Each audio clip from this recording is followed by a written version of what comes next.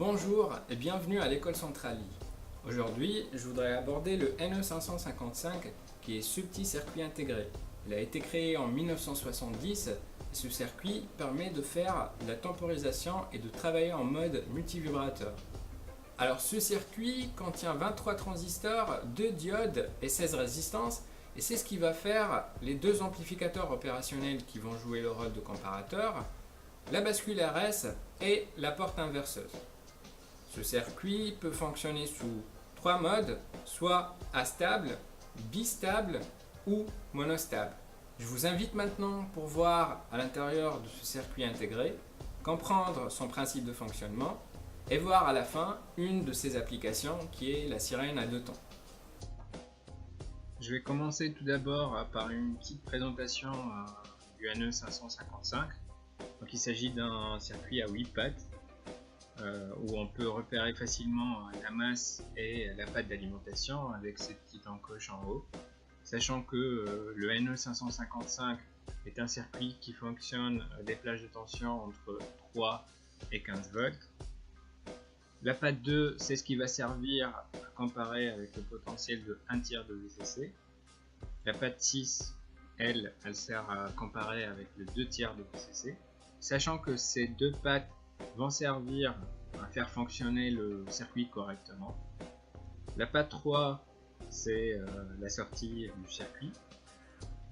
La borne 4, elle représente le reset, donc il faut appliquer du courant pour que l'ensemble fonctionne.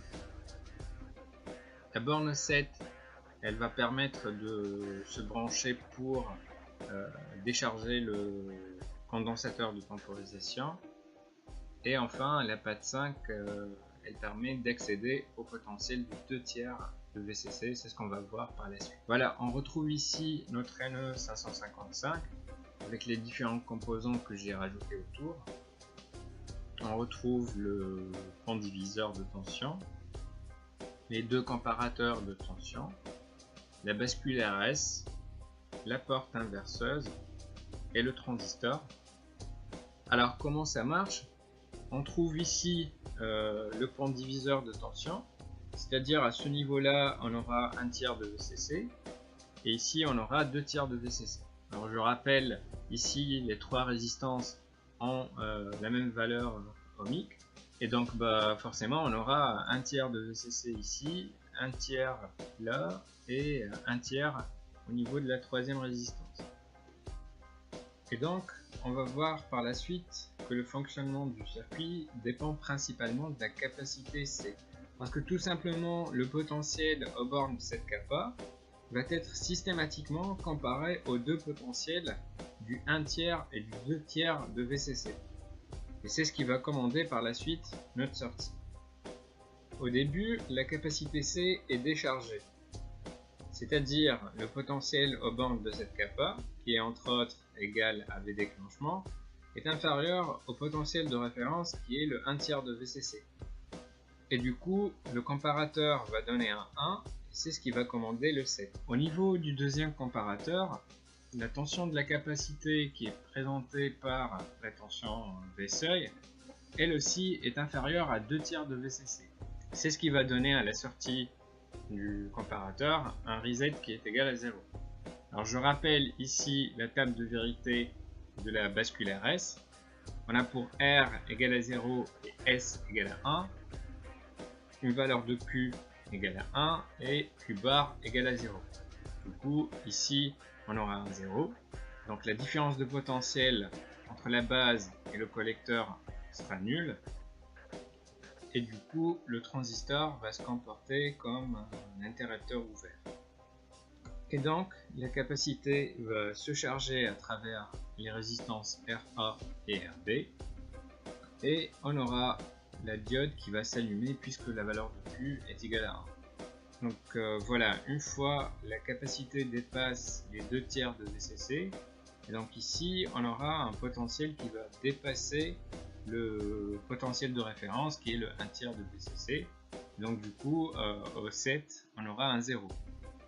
Pareil, à ce niveau-là, on aura un potentiel qui va dépasser les 2/3 de VCC, ce qui va ramener à un reset égal à 1.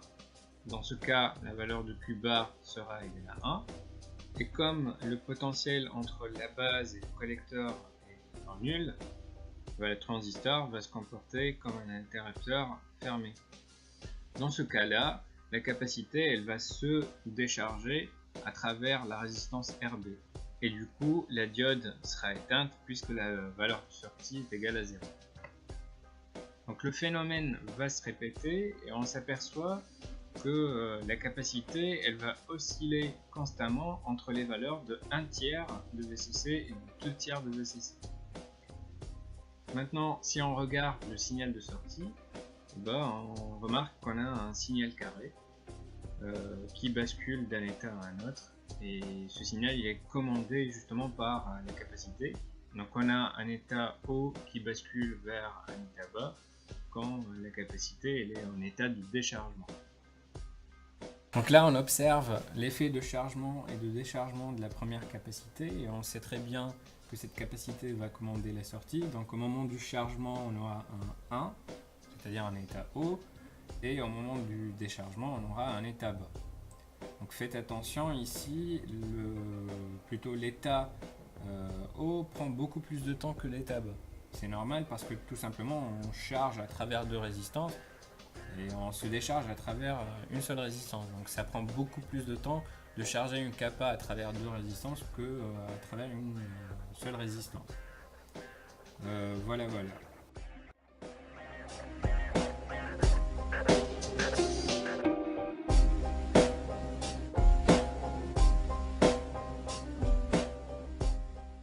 On reprend maintenant avec l'exemple de la sirène à deux temps. Donc le premier NE 555 va osciller de façon lente. C'est ce qui va fixer la vitesse de la première tonalité, et aussi c'est lui qui fixe la deuxième tonalité. Donc on retrouve ici le branchement de tout à l'heure, où les pattes 1 sont reliées à la masse, les pattes 8 sont reliées au potentiel VCC, les pattes 2 et 6 sont reliées ensemble. Comme on vient de voir tout à l'heure, ces pattes vont servir à comparer au potentiel de référence sans les 2 tiers et le 1 tiers de VCC. La patte 3 c'est toujours la patte de sortie. Donc la seule différence ici c'est au niveau de la patte 5. Alors elle sert à quoi cette patte? En fait cette patte permet de modifier le potentiel du 2 tiers de VCC. Et donc c'est ce qui va modifier en fait la tonalité au niveau de l'haut-parleur.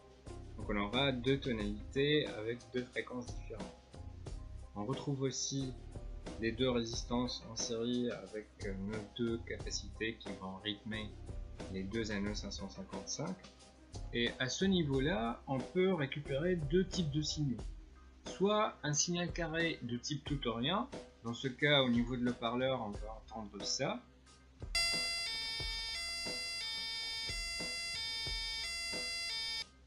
Ou bien on peut récupérer un signal directement de la capacité. Là on voit très bien que la capacité se charge et se décharge de façon exponentielle. Et dans ce cas là, au niveau de la sirène, on va entendre ça.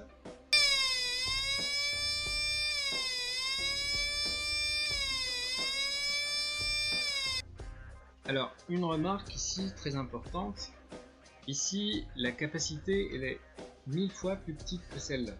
C'est-à-dire, à ce niveau-là, si j'oscille à 1 Hz, ici je devrais osciller à peu près à 1 kHz. Alors faites attention ici, ces valeurs de fréquence sont seulement des ordres de grandeur. Parce que tout simplement, je vous invite à voir l'exercice 2 du TD, vous allez vous rendre compte que ces valeurs de fréquence ne dépendent pas seulement des valeurs de capacité, mais aussi de ces valeurs de résistance. Alors maintenant, qu'est-ce qui se passe si je mets le circuit sous tension? Prenons le cas où je récupère le signal de la patte 3 du premier NE 555, c'est-à-dire le mode discret. Au début, la capacité est déchargée ou en phase de déchargement. Et bien ici, à la patte 3, j'aurai pas de signal. C'est-à-dire que pendant la demi-période qui correspond à 0,5 secondes, le signal à la sortie serait égal à 0. Donc ici, éventuellement, je vais avoir le même potentiel qui correspond aux 2/3 de VCC. Et donc, pendant que le premier condensateur est en phase de déchargement, et le deuxième condensateur va se charger et se décharger plusieurs fois, on va dire à peu près 500 fois. Et donc du coup, ça va créer la première tonalité au niveau de l'haut-parleur. Maintenant, si on revient à l'autre demi-seconde, c'est-à-dire au moment où le condensateur va se charger, là, on voit très bien qu'à la sortie de la patte 3, on aura un courant. On sera donc au niveau de l'état haut du signal carré délivré par le premier NE555. On aura donc un courant qui va passer par là et qui va attaquer la broche 5 du deuxième NE555.